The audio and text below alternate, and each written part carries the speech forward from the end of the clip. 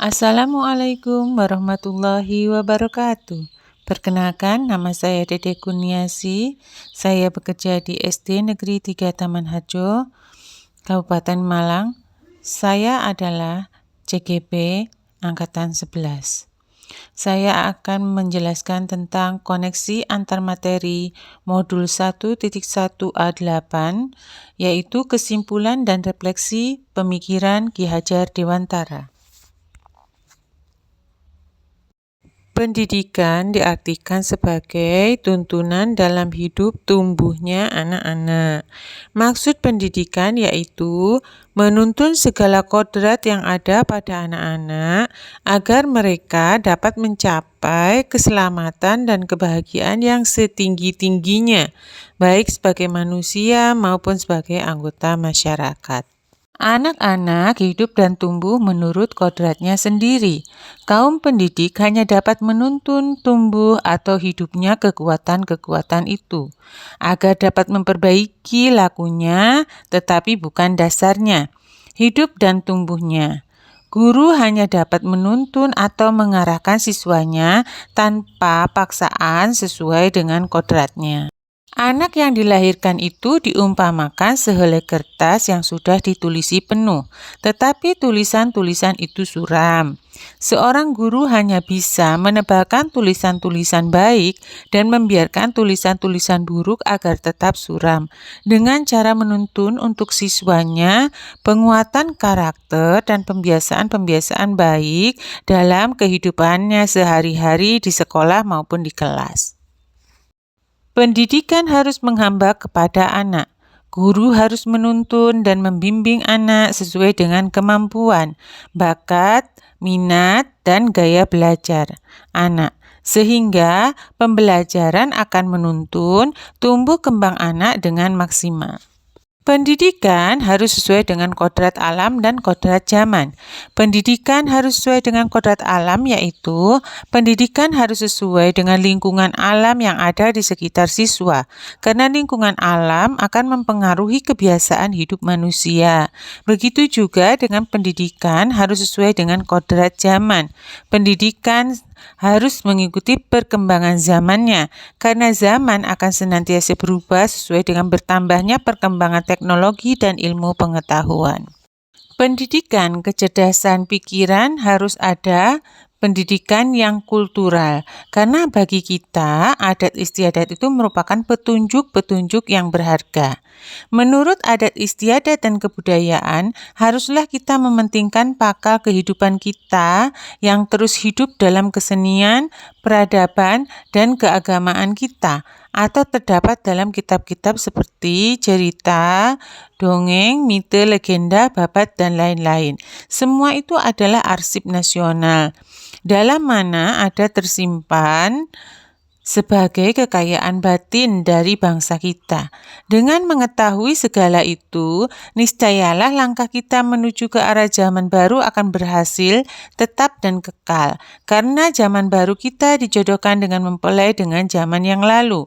Kebudayaan sebagai buah perjuangan manusia yang berada di dalam satu alam dan satu zaman.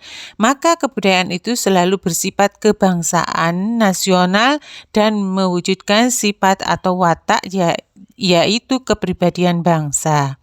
Maksudnya adalah bahwa adat istiadat dan kebudayaan yang ada dan berkembang di masyarakat adalah kebiasaan-kebiasaan baik yang telah dilakukan secara terus-menerus oleh nenek moyang kita, sehingga menjadi ciri khas dan karakter baik bagi bangsa kita. Dan hal baik tersebut harus kita lestarikan agar sampai kepada anak cucu kita. Apa yang Anda percaya tentang murid dan pembelajaran di kelas sebelum Anda mempelajari modul 1.1? Sebelum saya mempelajari modul 1.1, saya mempercayai bahwa anak adalah kertas kosong, bahwa karakter anak akan terbentuk sesuai dengan keinginan kita sebagai pendidik. Kemudian kemampuan anak adalah sama. Saya percaya bahwa apabila usia anak sama, maka anak tersebut akan mempunyai perkembangan dan kemampuan yang sama. Yang ketiga, guru harus aktif dalam pembelajaran. Guru harus aktif mentransfer ilmu kepada siswa karena guru sebagai sumber ilmu, bukan siswanya. Yang keempat, sekolah tempat untuk mentransfer ilmu pengetahuan, bukan untuk tempat pelestarian budaya.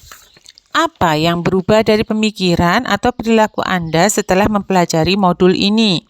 Setelah saya mempelajari modul ini, yang berubah dari pemikiran dan perilaku saya adalah bahwa satu, anak adalah bukan kertas kosong, tetapi kertas yang sudah dipenuhi tulisan namun samar. Guru hanya bisa menebakkan tulisan-tulisan baik itu dan membiarkan tulisan-tulisan yang jelek tetap samar. Yang kedua, setiap anak memiliki kodratnya sendiri, yang berartinya setiap anak sudah memiliki karakter, kelebihan dan kekurangannya yang berbeda-beda sejak mereka dilahirkan. Yang ketiga, pembelajaran bukan berpusat pada guru, tetapi harus berpusat kepada murid, sehingga murid bisa aktif dan mengeksplorasi seluruh kemampuannya dalam setiap kegiatan pembelajaran. Kemudian yang keempat, pendidikan adalah tempat persemaian benih-benih kebudayaan yang ada dalam masyarakat, sehingga guru juga harus menerapkan adat istiadat dan kebudayaan yang baik supaya mengakar menjadi karakter dan identitas diri pada siswa melalui pembiasaan-pembiasaan atau kegiatan yang ada di sekolah, seperti kesenian tradisional, permainan tradisional, gotong royong, dan lain sebagainya. Apa yang dapat segera Anda terapkan lebih baik agar kelas Anda mencerminkan pemikiran KHD?